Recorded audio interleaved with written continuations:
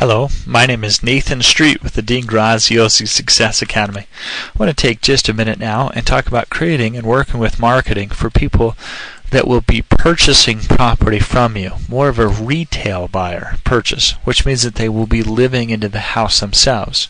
Generally, this reference would be that you purchase the property, you own the property, and you will be reselling that property to someone that will also be living in the house. And how that's a little different than some of the other techniques that you may look at as well, more specific to what you're trying to do. We have the buy and sell technique. Keep in mind that as I give this information, Dean Graziosi is an expert at marketing. Some of the marketing techniques he has you can implement right now to find buyers for property already. But if you'd like to take a little bit further, that's what this information is specific to. If you were to go ahead and buy a property, it doesn't really matter how you purchased it. Maybe you bought the property and you refinance and pull all of your money back out. So you don't really have anything into it. But you want to sell it to somebody that's planning to live in the house. Well, first off, let's identify a little bit about that particular person, a retail buyer. Retail buyers will generally pay closer to the value. So if the value is $100,000, that particular person, the retail buyer, will probably pay close to $100,000. Whereas that's a little different than an investor. An investor will pay maybe $70,000 if you're lucky. So that's something that's going to be a bit different. Also with that, generally if you're going to be marketing to these people, they have to have some kind of a down payment. Most financing right now won't let you in without any kind of a financing unless you use some specific techniques to help get around that. So they either have a down payment or there's some type of option out there. They also generally have good credit. So these are just people that are out there looking for, hopefully for something. These are people that are actually going to be buying. And they're oftentimes ready to purchase now. This is something that you have to identify before we can start to look at or create some type of a marketing technique for them. If we were to create a marketing technique, we may already have a property. If we have a property, we'll give some specifics on it. If not, much like the others, we can create a ghost ad.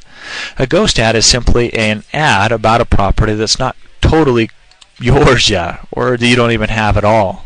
For example, myself, if I get a property under contract, I may put up some marketing about that property I just had under contract. I'm not fully purchased it yet, but I might want to see kind of who would be interested in purchasing and what maybe the options are. Those are examples of ghost ads. Or you may not even have anything under contract, nothing like that, but you go out and you put out an ad on a property that doesn't exist. And with that, we need to look at specifics, just as we would anything else. We don't want general, I sell good properties in a nice area. People are going to go, huh? Instead, what we're going to do is want to identify the property. 3-bedroom, 2-bath, 1,500 square feet. Now in this versus other, square footage is important here because people are looking at a square footage to live in as well as the bedrooms and bathrooms. So that combination is important. 3-bedroom, 2-bath, 1,500 square feet in a particular city. Well, we've just given what we needed. Now we need to identify something specific to that buy and sell technique. When we look at that, that may be easy down, or make your down payment work for you. 3-bedroom, 2-bath, 1,500 square feet. Your credit and down payment can get you into this great house. Or steal my house at a great opportunity. Your money works for you. Those types of things will bring and draw their attention in.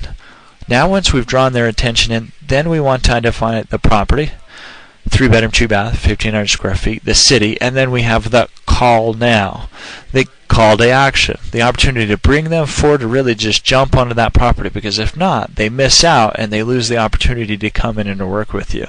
So we want to identify that at this time. So 3-bedroom, 2-bath, 1,500 square feet, call now, here's my phone number, so they don't miss out. If you can identify what they are looking for, just as we've done here, and particularly if this is your exit strategy, you may even go a little further and say, well, what else do they want? Is there something else that maybe I can pinpoint? If you do, though, do this for yourself. This will help create a large opportunity for yourself when you are marketing to people, particularly people that will be buying. And you may have the same thing on a road sign or other types of ideas that you can work with. Keep that in mind, and that'll help you bring in buyers, retail buyers for your properties.